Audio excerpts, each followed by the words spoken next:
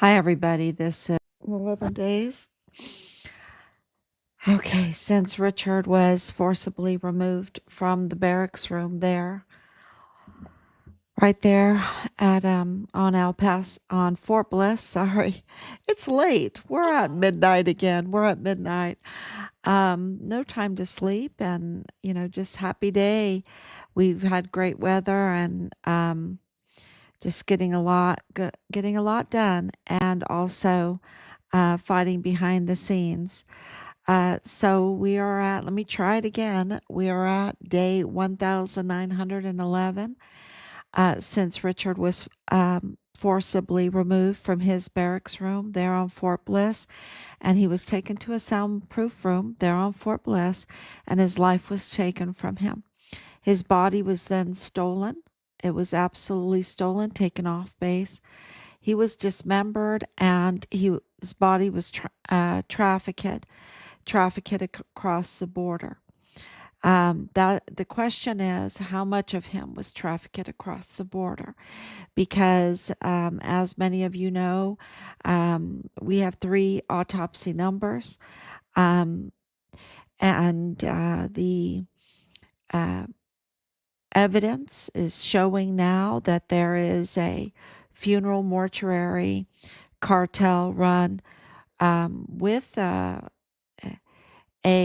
Mormon faction cartel run. If you don't know about the Mormon area there, the pipeline, that it goes down to Colonial Juárez and Nova Casa Grandes and Colonial Dublin. That's where their big temple is. Also in Juárez is their big temple. And uh, I'm not picking on any religion. I'm just saying that in Richard's case, there is a Mormon faction common denominator flowing through all of this. And of course, with the cartels, that they're in cahoots with the cartels. And we know that with the LeBaron family, uh, a massacre. We know that through that investigation, that this Mormon faction is indeed in operation with the cartels. And so, when it comes to Richard's case, I saw this very, very early on. We saw it in our family. We were like, well, why are all these people from this Mormon faction? They're up to no good, right? Um, and so, and then of course, we were always told the cartel are not involved, the cartel are not involved. And of course, the cartel are involved. They're involved in a very, very big way. So, um, let me make sure that I'm on and everything. Okay. Where are all these people? Thank you, Anicia, for coming on so late. Thank you so much for your love and your prayers and your stars, the angels from heaven, which I put up a prayer not too long ago today, asking for God to send his angels to um, protect us and strengthen us, and to send them to Richard's remains and to guard his remains home. Um, that is really a huge prayer for us. And we're getting very close. I can tell you that. We're getting very close. And, in our faith, to work is to pray, and to pray is to work, right? So, because, with God, everything is a communion. So you have to do your part too, right? You have to do your part. And I can tell you right now that God's hand has been all over this case. Miracles have happened, absolutely miracles. And I don't think that people realize, unless you were, day in and day out, like many of you have been, witnessing the miracles that have happened in this case. Um, just the evidence piling up, the clear evidence. And today I'm going to reveal some more evidence that has come to us, it's really shocking, but it's not shocking because it is just another puzzle piece that fits very cozily, evilly. I don't know what do you call it. It just fits into this case, and it's just so evil. Um, so let's get started. Uh, Well, as you all know, this case started with a really big tip, and that tip was from the command. And that tip was their lies, um, their cover up. They were clearly covering up. There was clearly a lot of shaking going on, a lot of fear going on. Remember, I called the command sergeant major Shaky Jake? He was absolutely scared as hell. He was absolutely shaking like crazy and up to no good. He didn't have the courage to do what Richard did, to stand up to this evil and be a victor, right? Be a victor, and watch over the soldiers. And the same thing with General Stewart, Brigadier General Stewart. Now he got his second star. I guess he had that. He had that talk with the devil, and he took the deal. Um, uh, because when he came on to, because they got rid of everybody. Once they heard that we were coming, they just got rid of everybody. And they put in a lot of new people, and one of them was David Stewart, and he was like just so oblivious to what was going on when we first talked to him. But he gave us a lot of information that we weren't supposed to know, like about the audits, about all the guns, about the girls coming on well, that was Command Sergeant Major. They just thought that was normal for some reason. I mean, they were just so it was very shocking, the whole thing. um but their talking gave us a lot of information. um, you know, Underage girls shouldn't go on to base, shouldn't get passes through DES, Thomas Kane during a lockdown, right? And to be parties and to be on in the barracks partying, I don't care. You just don't do that because it really opens the door to a lot of blackmail because a lot of these girls, and so there's a lot of filming going on with all of the phones and a lot of blackmail. And that was happening, and a lot of them were mules, a lot of drugs, and this was all told to us at rallies, and going through this whole thing. So those were really really big tips, because we knew that some everything was so insane that something really bad happened to Richard. And of course, the cover up of Nadal Baim, uh, being the father in law of Lieutenant Colonel Bradford Bugado, that was of the G3 of the 32nd ADCOM. That was really big, covering that up. And we had to discover, and this was a miracle, who he was, right? And so we knew that there were, uh, breaches everywhere in security. We knew there were a lot of drugs. We knew there were a lot of young girls. We knew that there was trafficking going on because of all the weapons and the ammunition. We knew that this was political because of the Walmart mass shooting. We knew that. We did not know the extent to it, but we knew it. And then we had people like Ruiz Aguilar, um, and of course Sammy C, and others surround us. Many trying to mislead us, put us in different directions. It was an operation, and um, we knew that it was stinky. And I said it over and over again online.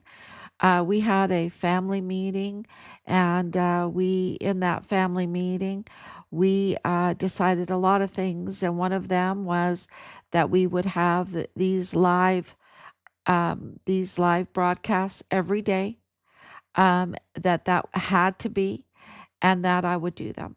That I would do them, and because the attacks, and then they can only attack one person, right?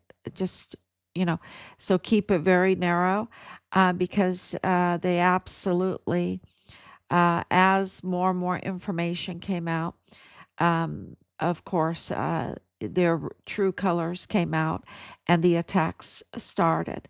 So uh, it was really clear that this was something very, very big. They absolutely lied to us about Richard's being murdered, and they had media on their side because you're dealing with the big green machine, and those are infiltrated by deep state operatives. And that sounds crazy, but um, I think that at this point, people know that we are um, very careful in what we say. We back it up with hard evidence.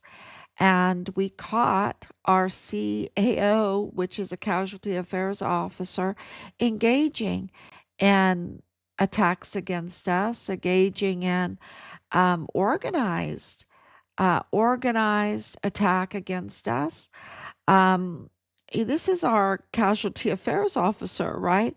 Under, of course, this was for General Garrett. General Garrett, who was the general over Vanessa Guillen, was in deep trouble. And of course, uh,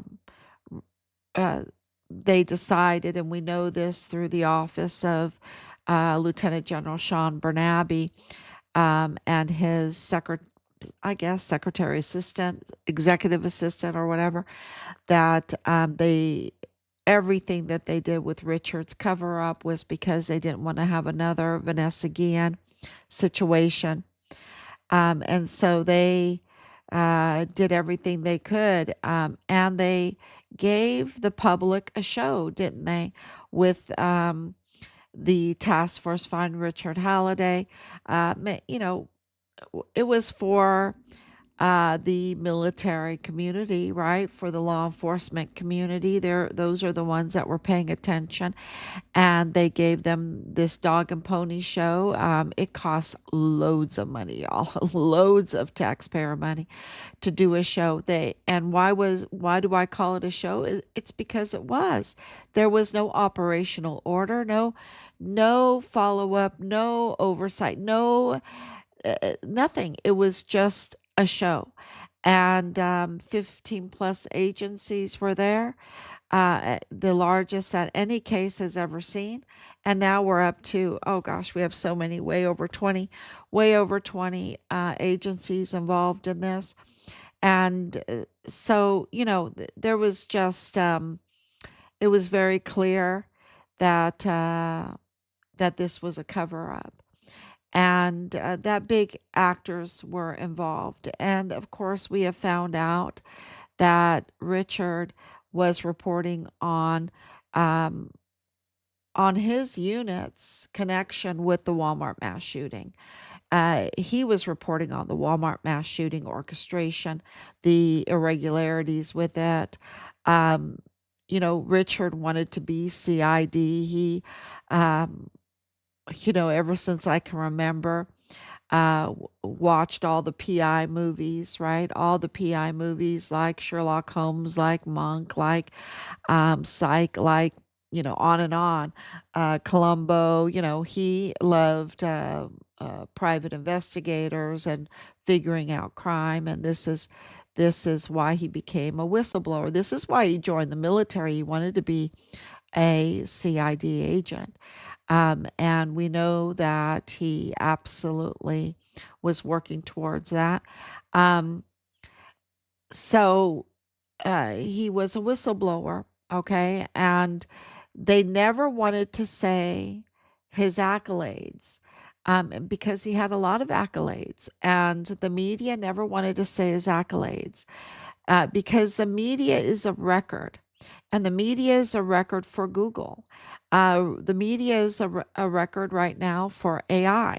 So anytime you write about Richard, you should write about his accolades because it is a record. And when people search, especially law enforcement, um, you want them to know who Richard really is. And that's why the media has this grip of fake news because when cases use court cases use articles and information that is out there that has been documented.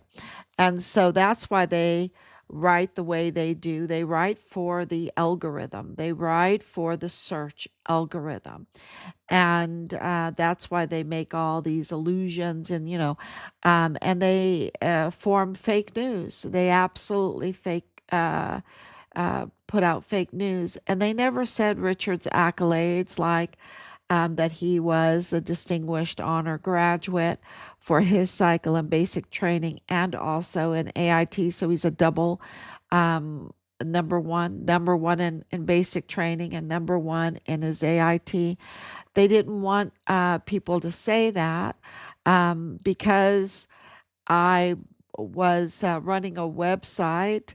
Uh, I was just taking classes. I was paying to take classes on how to put out advertisement for our new business um, and how to get the right messaging out there.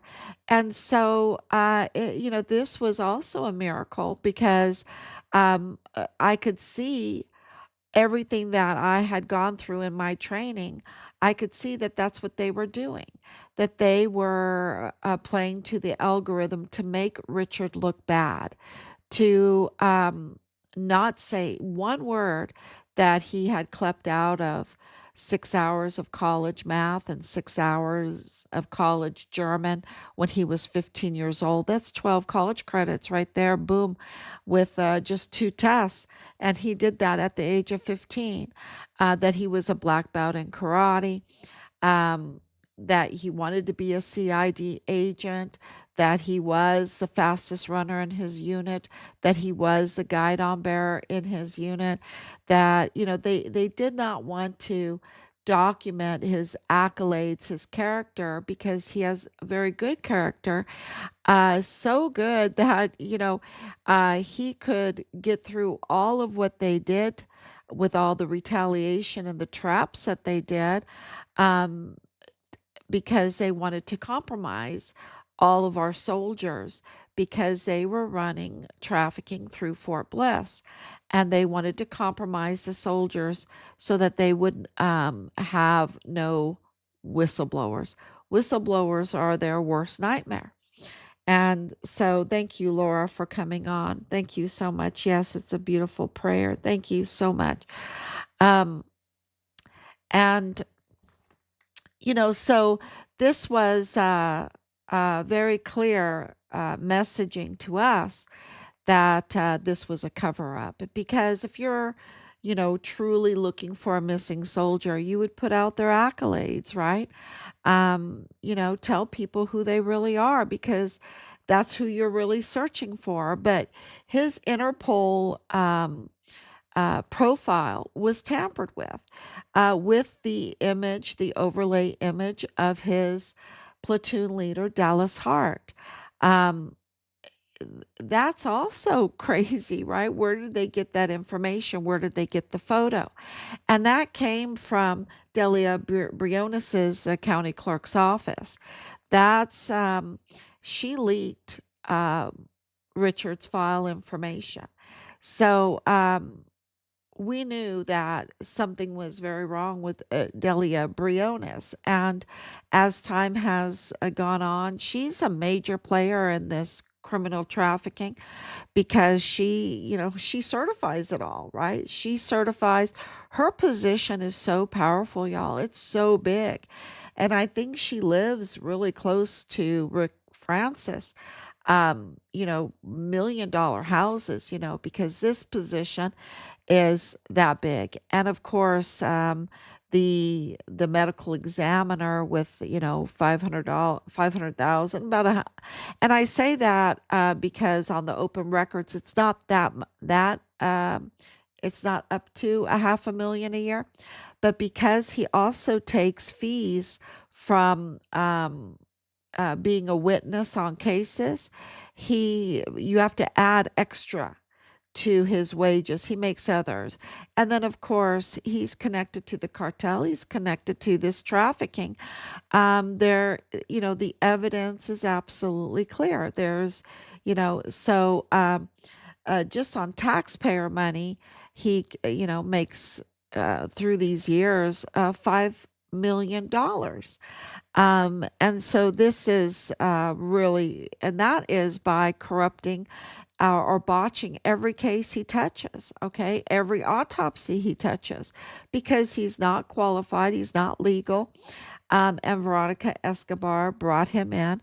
And then, of course, Veronica Escobar was absolutely up to no good in all of this.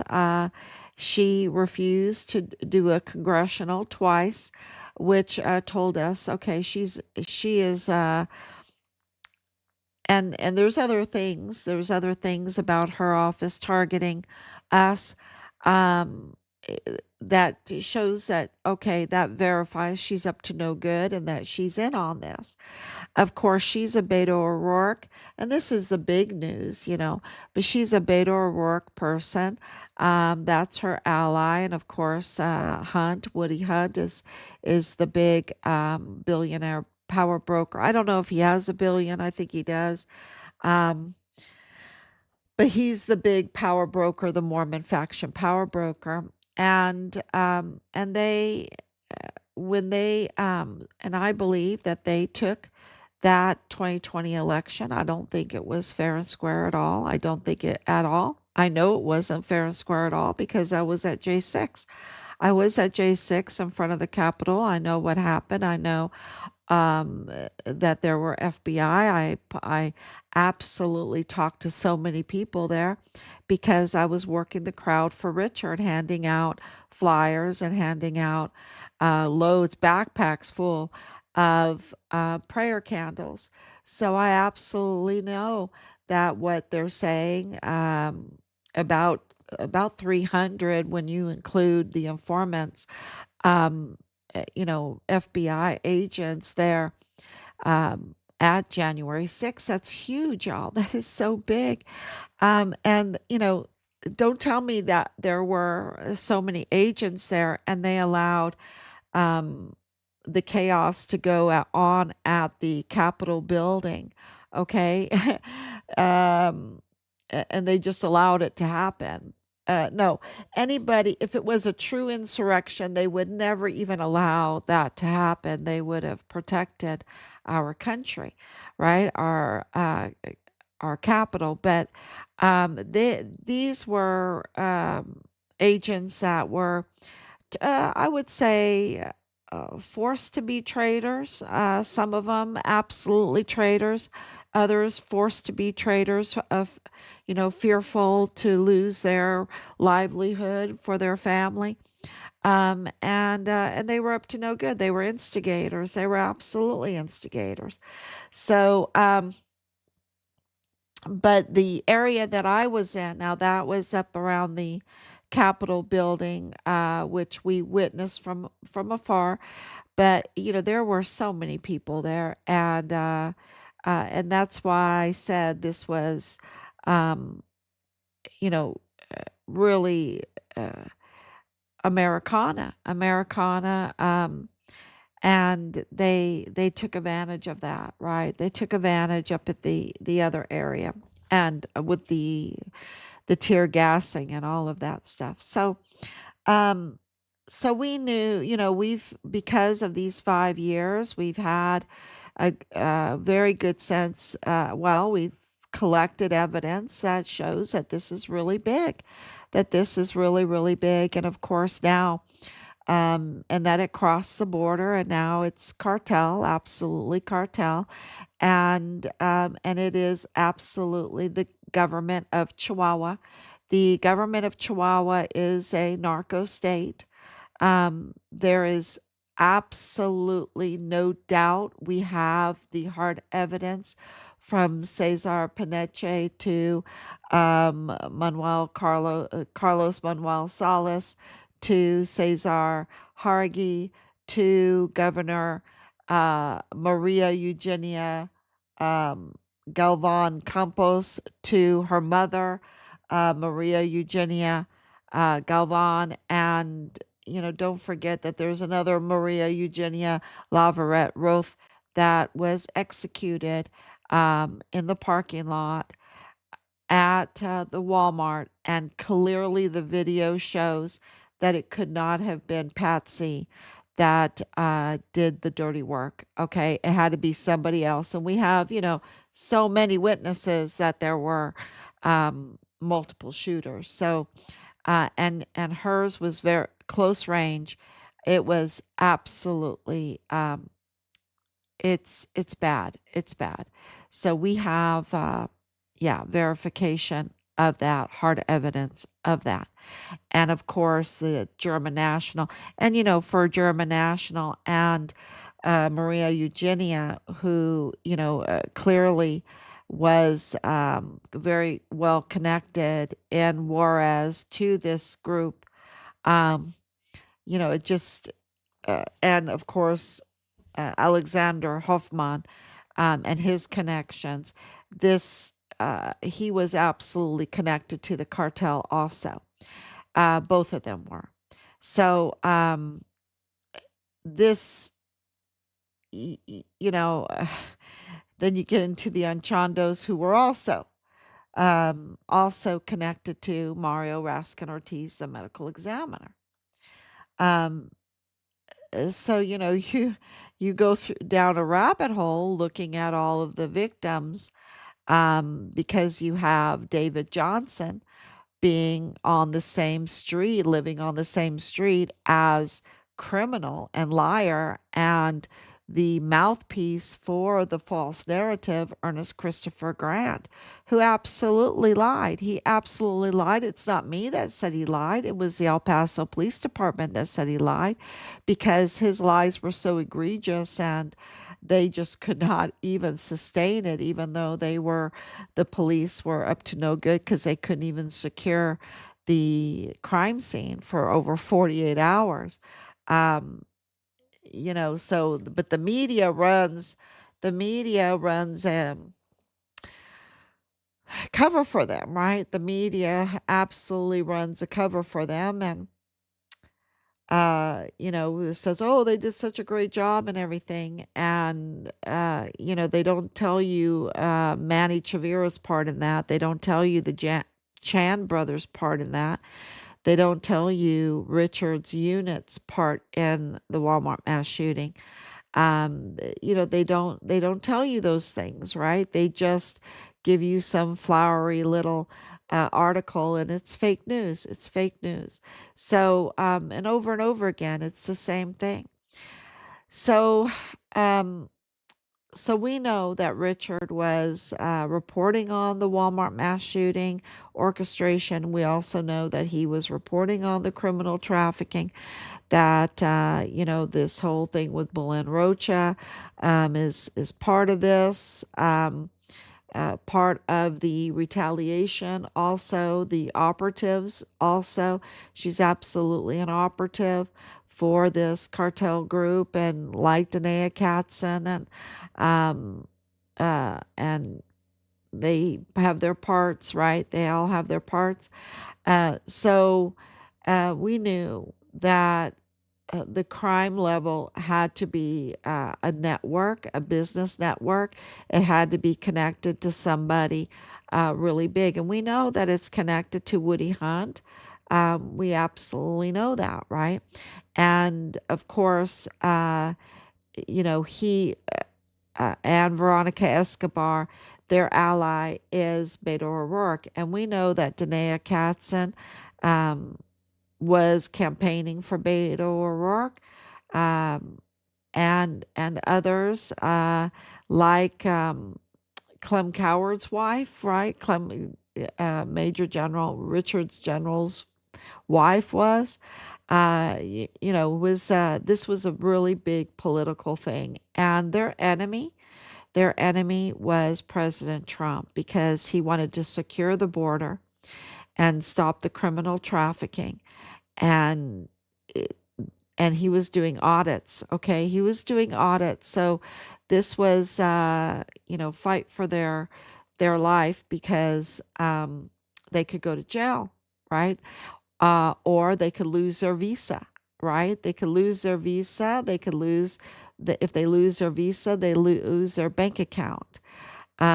So that's why you have this huge group that really hates President Trump because they're up to no good. They're absolutely up to no good. And some of them are just misled because there is no shortage of fake news out there, right? There's no shortage of fake news.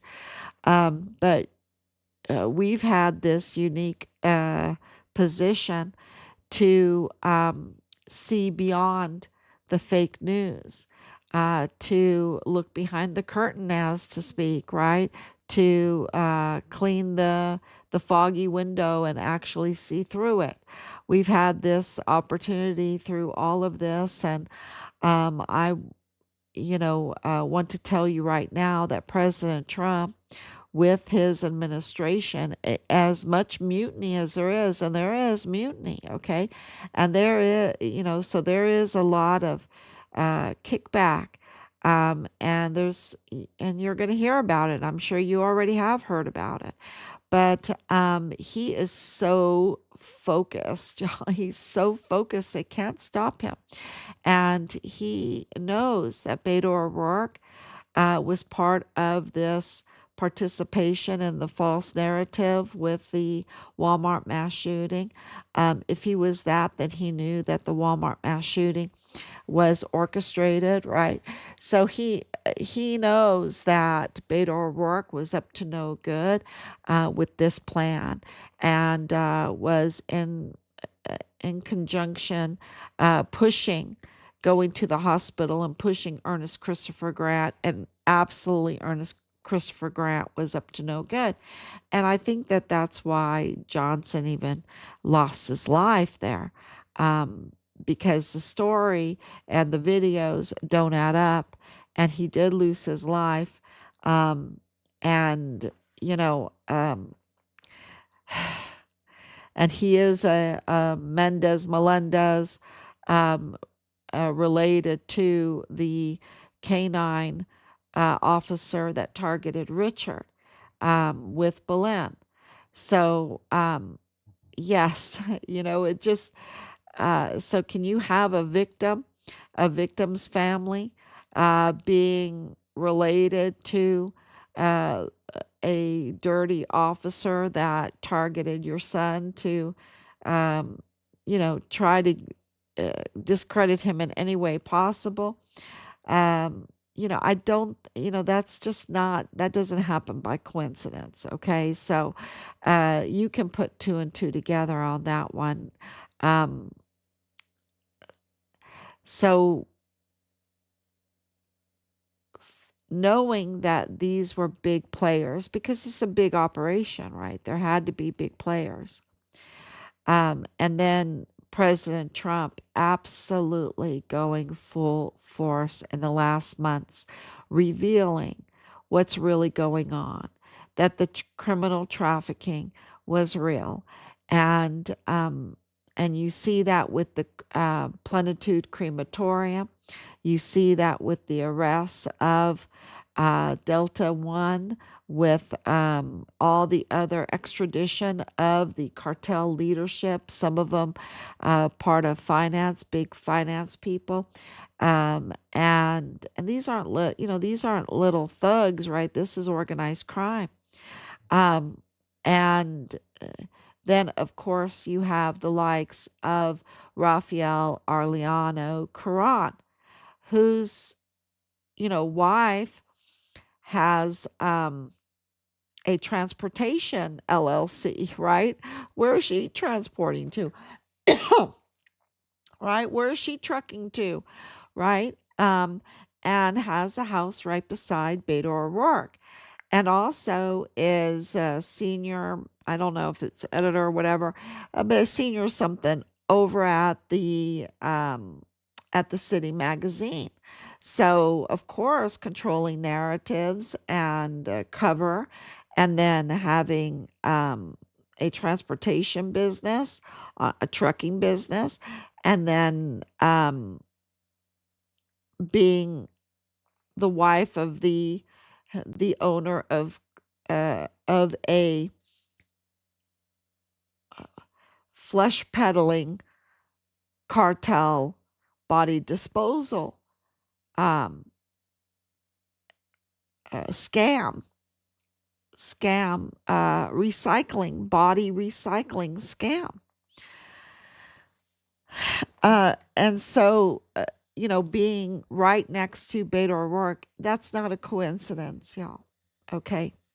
And then of course the latest arrest of El Pato is, really big because he um, he knows where the bodies are. Okay, that's what his job was. He knows where the bodies are, and that leads to Del Carmen, um, and to Plenitude Crematorium.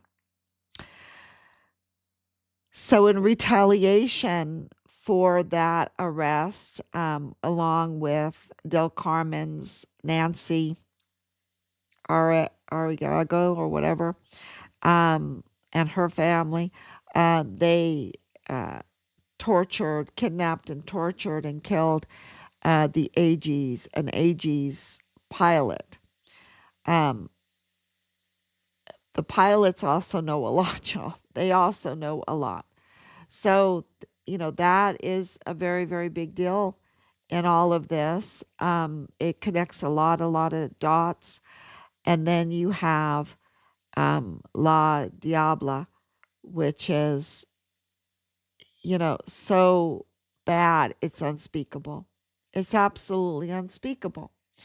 And, they're promising jobs. I don't know if they were promising jobs at Dreams Cabaret, right? I don't know if that's what they were promising these young girls. Well, once you have your baby, you can come work at Dreams Cabaret and make all this money and get over to the States. I don't know if that's what she was asking, but that's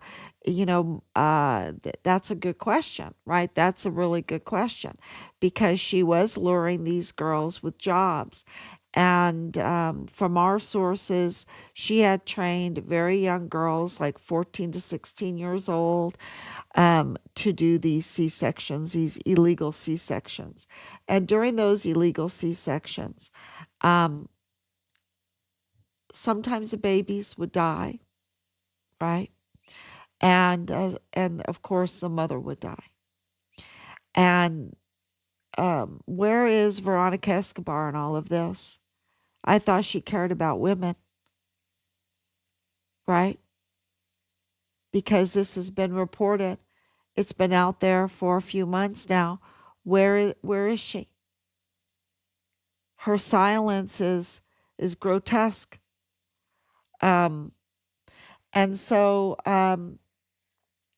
and expected because she's part of this whole thing. She's part of this. She's cover, whatever you want to call it. Uh, so um,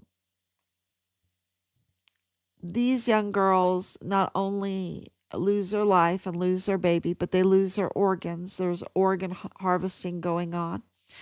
And these babies, the target for these babies were homosexual couples, American homosexual couples. That's not me. That's what has been reported. That was the quote, American homosexual couples. Um, that's the target. It is shocking. It's just the whole thing is so so terrible when you have 14 to 17-year-olds or whatever to being trained to do C-sections, and oops, they goofed up, and okay, we'll just put it all at the crematorium, right? We'll just dump it all at the crematorium, or oops, we'll just dump at the crematorium, or they're at Del Carmen. We'll just give Nancy a call and say, "Hey, Del Carmen, we have our usual package, but we have an oops too, you know." Um, so this is so the lady that was organizing this to happen, Martha, Martha Mendez, Martha, what is it? Sylvia Mendez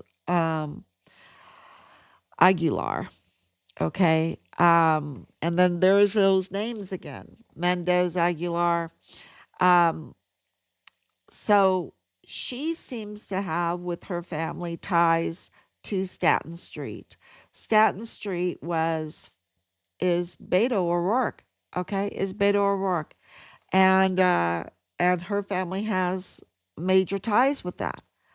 Okay, um, so you have Plenitude Crematorium, and that's breaking news, right? I'm sorry, it's just gets so late. It just gets so late. There's no time to sleep because we have to give out this breaking news. Um, we cannot sit on any news.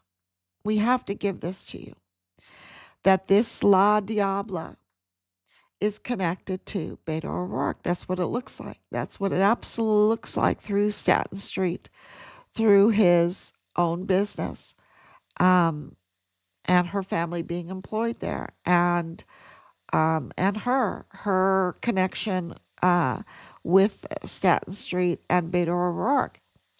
And this is a lady that would be the organizer of illegal C-sections, baby trafficking, targeting homosexual partner American couples, and the organ trafficking. Okay, and the organ trafficking. This is and and Veronica Escobar is silent on this. She's absolutely silent. When the connection is with Beto O'Rourke and even Hunt, even Hunt.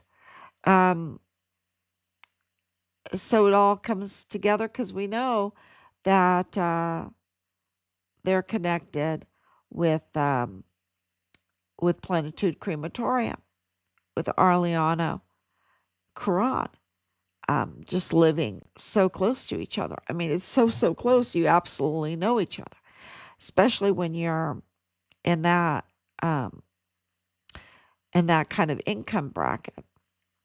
It's everyone's job to know each other when you're in that kind of income bracket. It's called the who's who, right? The who's who. So this is really the huge breaking news that we wanted to get out to everybody, to ask you to share it. Make sure that you share it. It will get scrutinized if you share it. And that's why it's so important to put it out there, and let the truth come out. So this is where we're at. We're at that, uh, the I think for El Paso, um, I think it's good not to vote for any Democrats this time. Just until they get the infiltrators out, get the infiltrators out.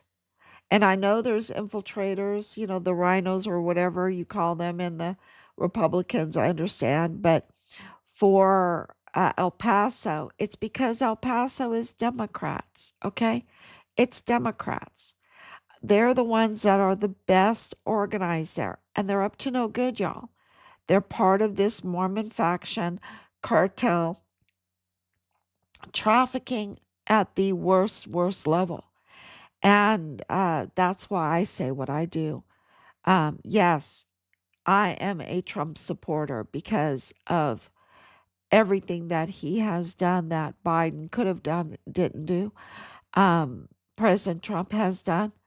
And, but I'm not one to, try to point you to a certain way. I'm telling you that the Walmart mass shooting was used to target President Trump. Whether you're on one side or not, it's wrong. Um, they absolutely use that. And that Fort Bliss was targeted because of the federal control of it. And that's why that's why they were shaking. That's where they were shaking. And there's so much money involved in Fort Bliss, so much money. So I hope that everyone understands those connections with all of that and why it's so important to share this information and not hold on to it, but absolutely share it. Because this shows you that President Trump, with everything that he's doing, he's revealing the truth. And that is what I just did for you today, is because of President Trump, his revealing the truth with Plenitude Crematorium, with Del Carmen, with the type of trafficking that they're doing and their target audience. Uh, so it's really important to share this information because uh, if we want to make our country better again, uh, we've got to um, have the rule of law and not let all these infiltrators have their way with us. I guess that's the best way to say that. So thank you so much, Danielle, for coming on. Thank you, Laura. Thank you, Anicia. And I will be back.